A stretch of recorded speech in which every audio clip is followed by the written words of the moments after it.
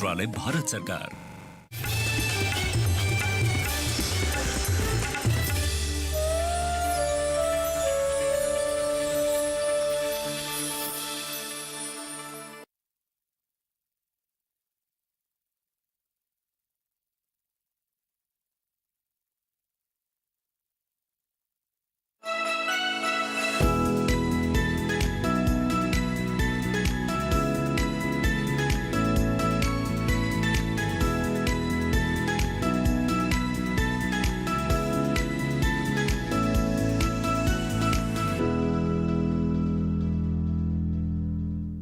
नमस्कार, स्वागत है आपका कृषि दर्शन में। आपके साथ मैं हूं अंजू सिंह। कोरोना महामारी की इस चुनौती में किसानों के साथ हम लगातार खड़े हुए हैं और खेती किसानी से संबंधित तमाम नई जानकारियां हम आप किसानों तक पहुंचा रहे हैं। हमारे किसानों ने भी इस चुनौतीपूर्ण माहौल में कई रिकॉर्ड स्थापित किए हैं। जी हां, इस बार कृषि के क्षेत्र के प्रदर्शन की बात करें तो बेहतरीन रहा है। तो चलिए शुरुआत करते हैं आज के कृषि दर्शन की। हमेशा की तरह सबसे पहले बात करेंगे विज्ञान और किसान की, जिसमें आपको बताएंगे कटहल की खेती के बारे में। उसके बाद नजर डालेंगे कृषि स्टार्टअप पर, जिसमें मुलाकात करवाएंगे आपकी सुमन शर्मा से और बताएंगे आपको कि कैसे उन्होंने सोयाबीन की खेती में प्रसंस्करण को अपनाया और साथ ही लाभ कमाया। इसके बाद नजर डालेंगे कि किस तरीके से हमारे किसान मशरूम में नई तकनीक का इस्तेमाल कर अच्छी आय अर्जित कर सकते हैं। तो चलिए शुरुआत करते हैं आज के कृषि दर्शन की। कृषि दर्शन में सबसे पहले नजर विज्ञान और किसान पर। विज्ञान और किसान में आज हम बात करेंगे कटहल के बारे में। कटहल बहुत तरह से उपयोगी है। हमारे किसान इसका कई तरह से इस्तेमाल कर सकते हैं। जी हाँ, इसकी लकड़ी का इस्तेमाल जहाँ फर्नीचर बनाने में होता है, वहीं दूसरी तरफ इसका फल शाकाहारी मांस कहलाता है। और दूसरी तरफ आपको बता दें कि हमारे किसान अगर प्रसंस्करण को अपना ले तो ज़्यादा से ज़्यादा लाभ ले सकते हैं। इसकी पत्तियों का इस्तेमाल भेड़ बकरियों के भोजन के रूप में भी होता है। तो अगर आप भी कटहल की खेती करना चाहते हैं तो आइए देखते हैं इससे जुड़ी हमारी ये रिपोर्ट।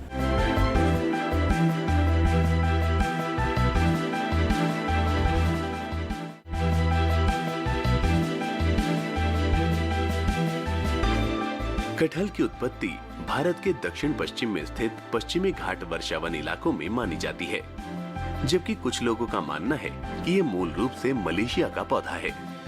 खेती के लिए गर्म और नमी युक्त जलवायु उपयुक्त है। कटहल में vitamin B complex, calcium, potassium, magnesium और कार्बनिक अम्ल पाए जाते हैं।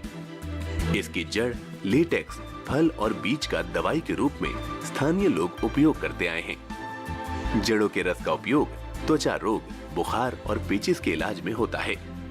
इसके अलावा ये अस्थमा से पीड़ित व्यक्तियों के लिए भी लाभदायक है। कटहल के अलग अलग हिस्सों को काटने पर दूधनुमा पदार्थ निकलता है, जो डायसोपिया, आंखों से संबंधित समस्याओं और अन्य नलिका की समस्याओं से ग्रसित मरीजों के लिए फायदेमंद है। पिछले 2 से 3 दशकों के दौरान अलग अलग संस्थानों और कृषि विश्वविद्यालयों ने इसकी कई प्रजातियां विकसित की हैं, जिन्हें गुणवत्ता के आधार पर मोटे तौर पर 2 हिस्सों में बांटा जा सकता है, दृढ़ गूदे वाली और मुलायम गूदे वाली। कटहल को बागों के रूप में बोया जाता है और खेतों की मेड़ों पर भी लगाया जा सकता है। जून और जुलाई के महीने में गड्ढे तैयार किए जाते हैं और फिर इनमें पौधे रोपे जाते हैं। ध्यान रहे, कलम वाला भाग जमीन की सतह से 6 से 9 इंच ऊपर होना चाहिए। पौधे से पौधे की दूरी 10 मीटर और कतार से कतार का फासला भी इतने ही मीटर रखा जाता है। रोपाई के बाद पौधों को बांस और सुतली की मदद से बांध देते हैं, ताकि हवा का झोंका उसे तोड़ न पाए। रोपाई के 1 साल बाद पौधों के थालों में 20 से 25 किलो गोबर की खाद, नाइट्रोजन, फास्फोरस और पोटाश दे दें। कटहल में आमतौर पर दिसंबर में फूल आने शुरू हो जाते हैं। पेड़ पर कीट बहुत कम दिखाई देते हैं। यही वजह है कि ज्यादातर परागण हवा से ही होता है। परागण के 12 से 16 हफ्तों के बाद फल पूरी तरह परिपक्व हो जाते हैं। कटहल का ज्यादातर इस्तेमाल सब्जी के रूप में होता है, लेकिन अब इसके कई प्रसंस्कृत उत्पाद बनाए जा रहे हैं। इसके पके फलों से आइसक्रीम, कुल्फी, श्रीखंड और खीर तैयार होती है। साथ ही जूस, कैंडी, फ्रूट बार और चिप्स जैसे उत्पाद भी बनाए जाते हैं। जबकि अपरिपक्व फलों से अचार, सब्जी, पकौड़ा, बिस्कुट और बेकरी का सामान तैयार होता है। बीज से कढ़ी, सिरका युक्त डोसा और पाउडर बनता है और इसका छिलका सांभर, चिल्ला, रोटी, नमकीन पकौड़ी, सूखी सब्जी, रसम और उत्तपम बनाने में इस्तेमाल होता है।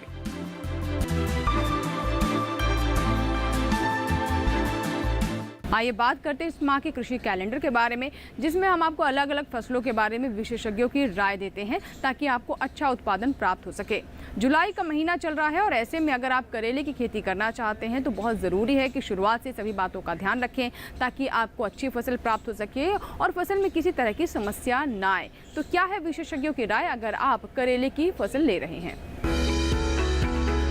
पौष्टिक और औषधीय गुणों से भरपूर करेला मानव शरीर को कई रोगों से दूर रखता है। रोग मुक्त और स्वस्थ शरीर के लिए करेले का सेवन बेहद लाभकारी माना जाता है। करेले की खेती के लिए अम्लीय एवं नमक की अधिकता वाली मिट्टी उचित रहती है। मिट्टी में जीवांश का प्रतिशत अधिकाधिक हो, इससे पौधों के पोषण प्रबंधन में आसानी रहती है। करेले के लिए खेत की तैयारी के लिए 200 लीटर बायोगैस स्लरी या 2000 लीटर संजीवक खाद खेत में मिलाएं।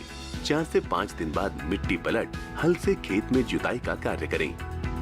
1 सप्ताह तक खेत को खुला छोड़ दें और भूमि में सिंचाई कार्य कर लें। फिर 5 से 6 दिन बाद करेले के बीजों की बुआई कर दें। करेले की खेती के लिए पूसा की मौसमी व पूसा विशेष किस्में अच्छी और रोग मुक्त उपज देती हैं। बुआई से पहले बीज उपचार का कार्य करें और 3 किलोग्राम बीज 12 से 20 घंटे तक भिगाएं। बुआई के समय कीट रोग प्रबंधन का कार्य भी करते रहें। कीड़ों की रोकथाम के लिए फ्यूराडान मिट्टी में मिलाएं। इससे 60 से 70 दिनों में 500 से 600 किलोग्राम उपज मिल जाती है। और अभी वक्त हुआ एक छोटे से ब्रेक का। ब्रेक के बाद जब वापस आएंगे तो बात करेंगे कृषि स्टार्टअप की, जिसमें आपकी मुलाकात करवाएंगे प्रगतिशील महिला उद्यमी से। कहीं मत जाएगा, देखते रहें कृषि दर्शन।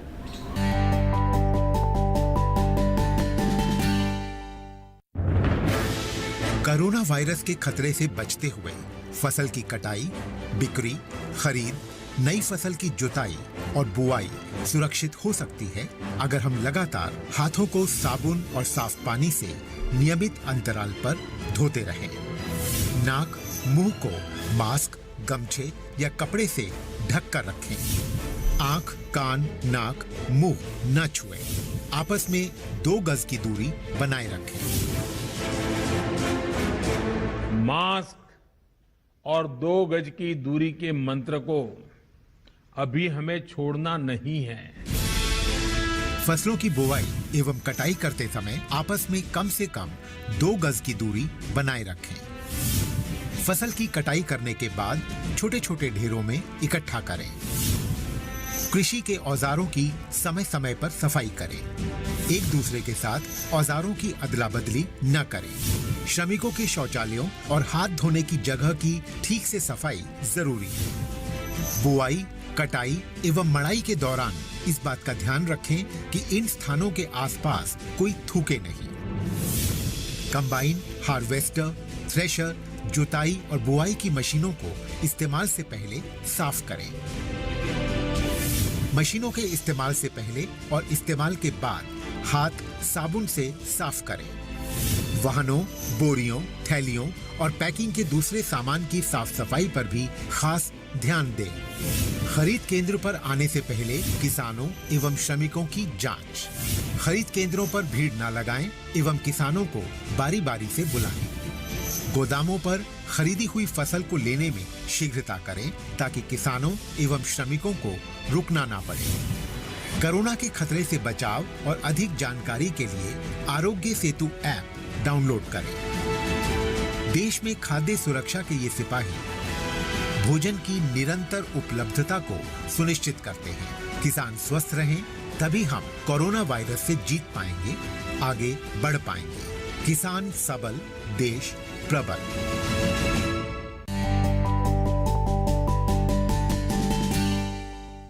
ब्रेक के बाद एक बार फिर आपका स्वागत है। आप देख रहे हैं कृषि दर्शन और अब बात करते हैं कृषि स्टार्टअप की।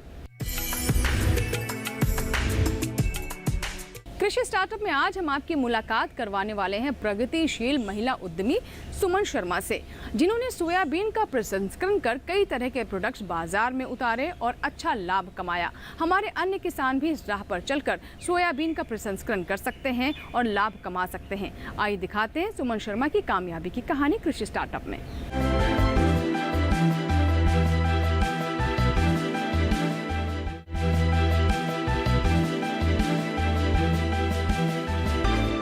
सुमन शर्मा कोटा राजस्थान की रहने वाली एक सफल महिला किसान हैं।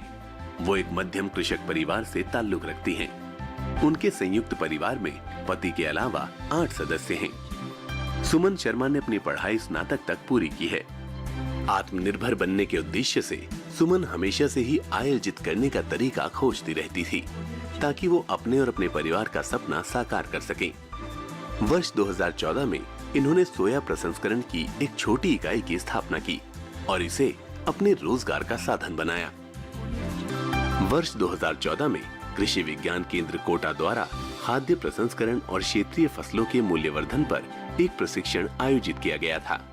तब सुमन शर्मा ने इस 1 महीने के प्रशिक्षण कार्यक्रम में भाग लिया और इस प्रशिक्षण के दौरान इन्होंने प्रसंस्करण तकनीकों, मूल्यवर्धन, पैकेजिंग, विपणन, लेबलिंग, लागत और उत्पादों की गणना करना बड़ी ही बारीकी से जाना और सीखा। प्रशिक्षण के बाद सुमन शर्मा ने सोया प्रसंस्करण की एक छोटी इकाई की स्थापना की और इसमें सोयाबीन से बने उत्पाद जैसे सोया आटा, मेवा और लड्डू बनाने लगी। सोयाबीन प्रसंस्करण के उद्यम की शुरुआत सुमन शर्मा ने 2 लाख की लागत लगाकर अपने घर से ही की थी। इस काम की शुरुआत इन्होंने बड़े ही उत्साह और हिम्मत के साथ की।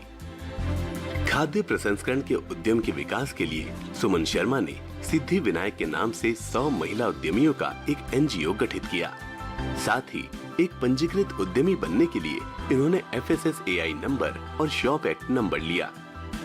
कड़ी मेहनत के बलबूते और सभी प्रकार की सहायता के बाद सुमन शर्मा अपनी इकाई द्वारा बड़ी संख्या में उत्पाद बना रही हैं। तैयार उत्पादों को बाजार में बेच और मांग के अनुसार होम डिलीवरी कर सुमन प्रत्येक माह 40,000 की आय अर्जित कर पाती हैं। इनके द्वारा उत्पादों की प्रदर्शनी विभिन्न मेलों में भी की जाती है, जिससे कि इन उत्पादों के बारे में लोगों को जानकारी मिल सके, ताकि इन उत्पादों की समूह में बिक्री कर वो और भी लाभ कमा सकें। सुमन शर्मा मास्टर ट्रेनर के रूप में अब तक 75 से अधिक प्रशिक्षण कार्यक्रमों में भाग ले चुकी हैं और 1000 से भी अधिक महिलाओं को प्रशिक्षित किया है। इस प्रशिक्षण कार्यक्रमों से सालाना 1 से 1.5 लाख रुपए कमा लेती हैं। इनका ये कदम सभी महिला किसानों के लिए प्रेरणादायक है। इसके अलावा खाद्य प्रसंस्करण मंत्रालय दिल्ली द्वारा आयोजित फेस्टिवल में इन्होंने अपने उत्पादों की प्रदर्शनी भी लगाई, जिसमें इन्होंने 30,000 रुपए की आमदनी की।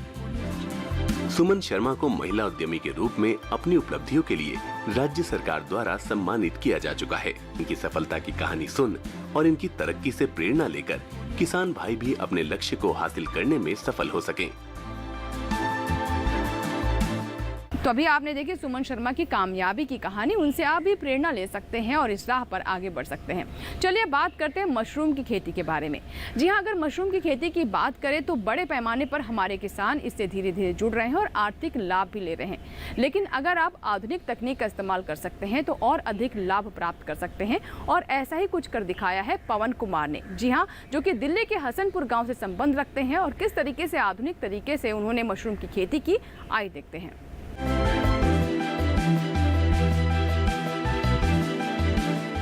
बटन मशरूम में सबसे पहले हमें इसका खाद चाहिए। खाद 2 तरीके से बनता है इसका बटन मशरूम का। छोटे किसान भाई या सीज़न का जो मशरूम पैदा करते हैं बटन मशरूम, वो खुले में बनाते हैं, वह झोपड़ी में लगाते हैं। हमारा जो फार्म है ये कंट्रोल कंडीशन का फार्म है।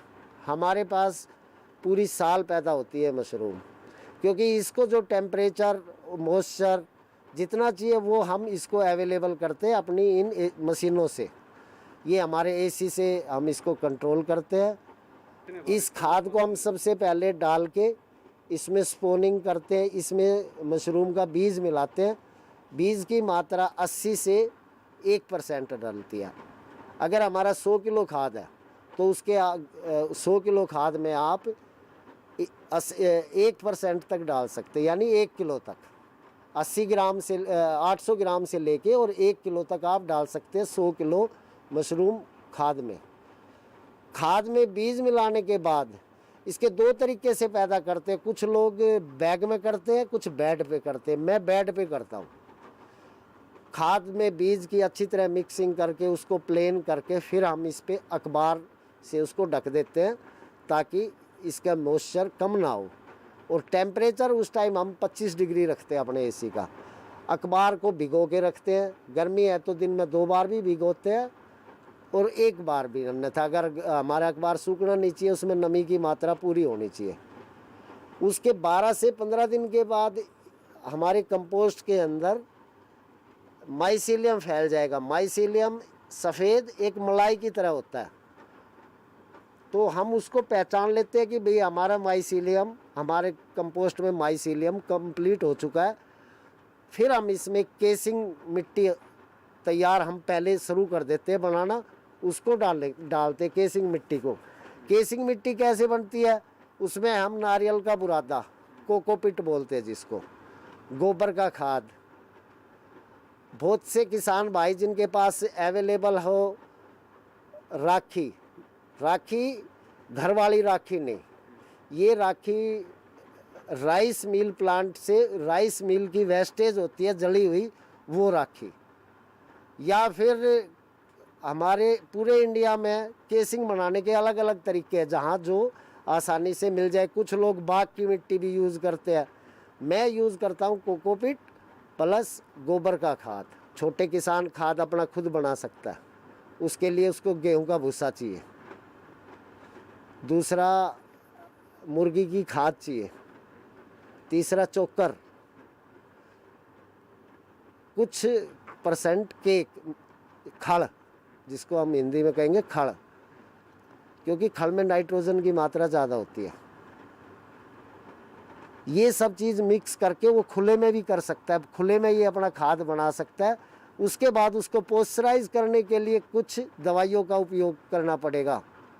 और जो हमारा खाद हम जो मशीन में तैयार होता है, उसके अंदर पॉस्चराइज करने के लिए एक प्रॉपर टेम्परेचर होता है, जिसको इसको हाई टेम्परेचर पे ले जाके पॉस्चराइज कर देते हैं, जिसमें कोई केमिकल की ज़रूरत नहीं पड़ती। मटेरियल दोनों का सेम रहेगा, आप खुले में बनाओ या टनल में तैयार करो।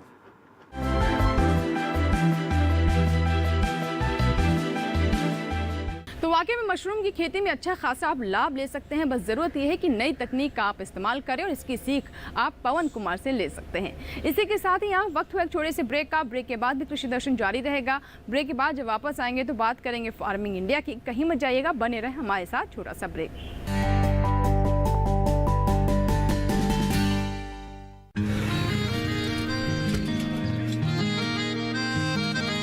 क्या बात है भाई, आजकल तो काफी खुश नजर आ रहे हो।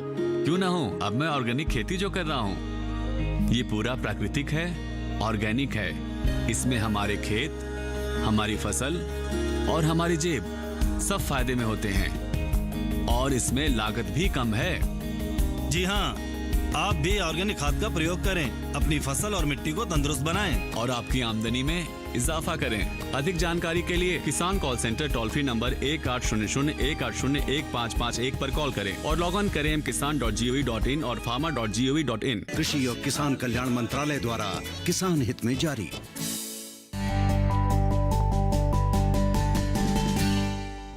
ब्रेक के बाद कृषि दर्शन में एक बार फिर आपका स्वागत है। आइए बात करते हैं हमारे सेगमेंट फार्मिंग इंडिया की, जिसमें हम आपको रूबरू करवाते हैं कृषि जगत की हलचलों से। आइए अब जानते हैं भारतीय कृषि अनुसंधान संस्थान की विशेषज्ञ डॉक्टर विष्णु माया का क्या कहना है धान की खेती के बारे में।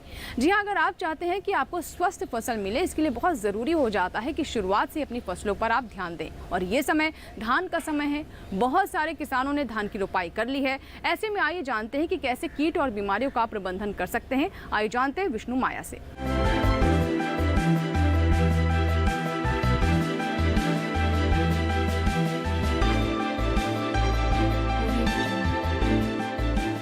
बकाने धान की प्रमुख समस्या है। यह रोग नर्सरी में और ट्रांसप्लांटिंग के बाद भी बालियां बनने तक दिखाई देती है। इस रोग में नर्सरी में पौधे सामान्य से अधिक लंबे, पीले और पतले दिखाई देते हैं, और ट्रांसप्लांटिंग के बाद अगर हम खेत में देखते हैं तो लंबे, पीले, पतले पौधे दिखाई देते हैं। ऐसे पौधों में डोजियां कम बनती हैं और ये पौधे बाद में सूख जाते हैं। बाद की अवस्था में अगर ऐसे पौधे जीवित भी बचे रहते हैं तो इनमें बालियां नहीं बनती है। बकाने रोग का नियंत्रण हम बीज शोधन और सीडलिंग ट्रीटमेंट के द्वारा कर सकते हैं। अभी जहां पर भी किसान भाई पछेती किस्म की बिजाई कर रहे हैं, वो बीज शोधन जरूर करें। बकाने का सीड ट्रीटमेंट के लिए पहले तो जो आप बीज को नमक पानी में एक बार निकाल लें। इसके लिए 20 लीटर पानी में 150 ग्राम नमक का घोल बनाकर उसमें बीज को रखें, उनको अच्छे से हिलाएं और उसके बाद हल्के पतले बीज ऊपर आ जाएंगे, आप उनको निकाल लें और जो नीचे बचे हुए बीज को अच्छे से पानी से धो लें और उसमें कार्बेंडाजिम 50% WP जो कि बेविस्टिन के नाम से भी आता है, इसका 2 ग्राम प्रति लीटर पानी की दर से घोल बनाकर आप बीज को उसमें 24 घंटे तक रखें और उसके बाद बिजाई करें। और ट्रांसप्लांटिंग से पहले भी आप इसका पौध उपचार कर सकते हैं। इसके लिए आप जो पौध को निकाल कर आपको कार्बेंडाजिम 50% WP का जो 1 ग्राम प्रति लीटर पानी से या टेबुकोनाजोल प्लस ट्राइफ्लॉक्सीस्ट्रोबिन 75 WG जो कि नेटिवो के नाम से भी बाजार में उपलब्ध है, इसका घोल बनाकर आप उसमें जो पौध को आप 12 घंटे तक रखें और उसके बाद उनकी रोपाई कर दें। अगर बाद की अवस्था में भी खेत में अगर आपके खेत में दिखाई दे रहा है बकाने रोग और आपके पास अभी नर्सरी है तो आप वहाँ गैप फिलिंग कर सकते हैं। गैप फिलिंग के लिए जैसे कि मैंने बताया, आप कार्बेंडाजिम या नेटिवो के आप सॉल्यूशन में पौध को 12 घंटे तक उपचारित करें और उसके बाद वहाँ पर आप उसको ट्रांसप्लांटिंग कर दें। दूसरी जो प्रमुख समस्या है धान की वो बैक्टीरियल ब्लाइट है, हम उसको जीवाणु झुलसा भी कहते हैं। यह रोग 2 अवस्था में दिखा जा सकता है। पहला है कृषिक अवस्था। कृषिक अवस्था जो है नर्सरी से ट्रांसप्लांटिंग के कुछ दिन बाद तक दिखाई देता है और इसमें पौधा जो है नीचे की ओर झुक जाता है, पत्तियां पीले या पुआल के रंग के हो जाती हैं और बाद की अवस्था में ऐसे पौधे मर भी जाते हैं। दूसरा जो इसका लक्षण है वो पर्ण झुलसा है। इसमें पत्तियों के सिरे पर जलसिक्त धब्बे बनते हैं। ये पीले या पुआल के रंग के होते हैं जो लहरदार होकर किनारों से आगे की ओर बढ़ते हैं। अगर आपको खेत में ऐसे लक्षण दिखाई देते हैं तो आप जो है स्टेप्टोसाइक्लिन जो 100 ppm 100 mg जो है 100 लीटर पानी में आप उसका घोल बनाकर उपयोग कर सकते हैं और 10 से 12 दिन के उपरांत आप कॉपर ऑक्सीक्लोराइड का 2.5 ग्राम प्रति लीटर पानी की दर से भी छिड़काव कर सकते हैं।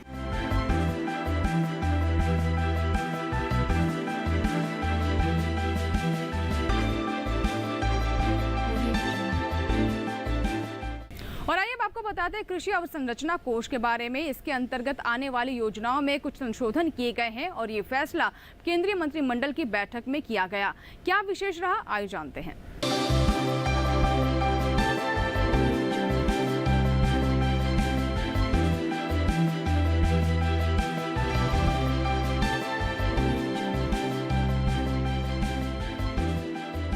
पिछले साल वित्त मंत्री ने कृषि जगत के लिए 1 लाख करोड़ रुपए के कृषि अवसंरचना कोष की घोषणा की थी।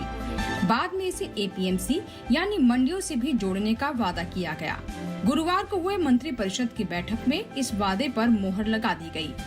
बैठक में कृषि अवसंरचना कोष से संबंधित कुल 5 संशोधन किए गए जो APMC के माध्यम से अलग अलग आधारभूत ढांचे विकसित करने की दिशा में इस फंड के इस्तेमाल से जुड़े हैं। इन संशोधनों के बाद राज्य एजेंसियां या APMC, राष्ट्रीय और राज्य सहकारी समितियों के परिसंघ, किसान उत्पादक संगठनों के परिसंघ और स्वयं सहायता समूहों के परिसंघ भी कृषि अवसंरचना कोष का इस्तेमाल कर सकेंगे। संशोधनों में कहा गया है कि अगर कोई व्यक्ति या परिसंघ या इकाई एक स्थान पर कोई परियोजना स्थापित करना चाहता है तो वो 2 करोड़ रुपए तक के ऋण पर ब्याज में 3% की छूट का हकदार है। संशोधनों के बाद किसी भी पात्र इकाई को 1 से अधिक परियोजनाएं लगाने की छूट मिल गई है और सभी परियोजनाओं पर इकाई को 2-2 करोड़ रुपए तक के ऋण के लिए ब्याज सहायता मिल सकेगी। निजी क्षेत्र की कोई भी एक इकाई अधिकतम 25 परियोजनाएं स्थापित कर सकती है, लेकिन हर परियोजना अलग अलग स्थानों पर होना जरूरी है। 25 परियोजनाओं की ये सीमा राज्य की एजेंसियों, राष्ट्रीय और राज्य सहकारी समितियों के परिसंघों, FPO के परिसंघों और स्वयं सहायता समूहों के महासंघों पर लागू नहीं होगी। स्थान का मतलब एक गांव या शहर की सीमा होगी जिसमें एक अलग LGD यानी स्थानीय सरकारी निर्देशिका कोड होगा। ऐसी हर परियोजना एक अलग LGD कोड वाले स्थान पर होनी चाहिए। इसके अलावा APMC के लिए एक ही बाजार यार्ड के भीतर अलग अलग बुनियादी ढांचे की हर परियोजना के लिए 2 करोड़ रुपए तक के ऋण के लिए ब्याज सहायता प्रदान की जाएगी। बुनियादी ढांचे यानी परियोजना का मतलब कोल्ड स्टोरेज, सॉर्टिंग, ग्रेडिंग और परख इकाइयां या फिर साइलो हैं। लाभार्थियों को जोड़ने या हटाने के संबंध में जरूरी परिवर्तन करने के लिए कृषि और किसान कल्याण मंत्री को शक्ति प्रदान की गई है ताकि योजना की मूल भावना में परिवर्तन ना हो। वित्तीय सुविधा की अवधि 6 वर्ष कर दी गई है। 6 वर्ष की अवधि का ये प्रावधान 2025-26 तक के लिए है। अभी तक ये अवधि 4 वर्ष की थी, जबकि 2032-33 तक इस योजना की कुल अवधि 10 से बढ़ाकर 13 कर दी गई है। इस योजना में संशोधनों से निवेश जुटाने में मदद मिलेगी। इसके अलावा ये भी सुनिश्चित किया जा सकेगा कि लाभ छोटे और सीमांत किसानों तक पहुँचे।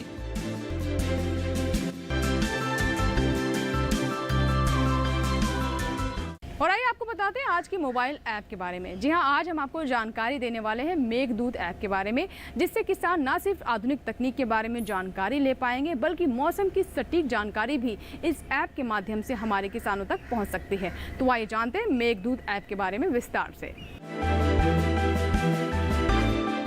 मेघदूत मोबाइल ऐप भारत मौसम विज्ञान विभाग, भारतीय उष्णकटिबंधीय मौसम विज्ञान संस्थान और Indian council of agriculture research द्वारा लॉन्च किया गया है। इस ऐप का उद्देश्य किसानों को स्थानीय भाषाओं में स्थान, फसल और पशुधन समेत मौसम आधारित कृषि सलाह प्रदान करना है। इस ऐप पर हर सप्ताह में 2 दिन यानी मंगलवार और शुक्रवार को जानकारी अपडेट की जाती है। मेघदूत ऐप तापमान, वर्षा, आर्द्रता और हवा की गति और दिशा से संबंधित पूर्वानुमान प्रदान करता है। ये ऐप अलग अलग फसलों में कृषि कार्यों की जानकारी से लेकर पशुओं की देखभाल करने तक हर प्रकार की सलाह प्रदान करता है। मेघदूत ऐप पर छवियों, मानचित्रों और चित्रों के रूप में जानकारी प्रदान की जाती है।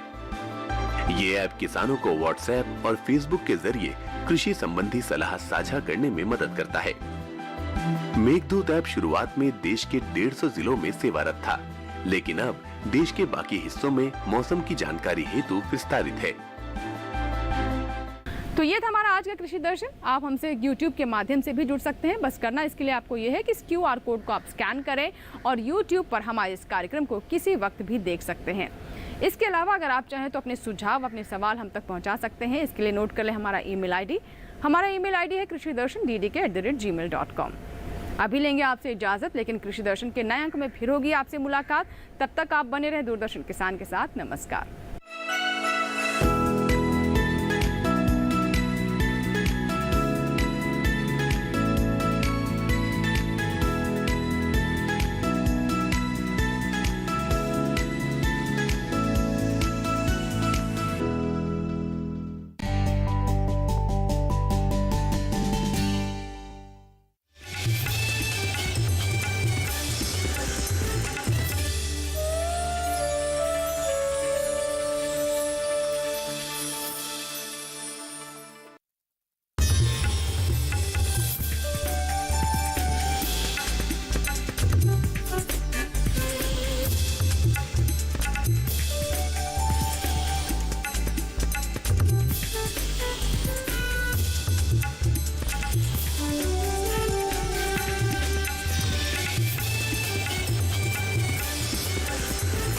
डीडी किसान, बदलते भारत की शान।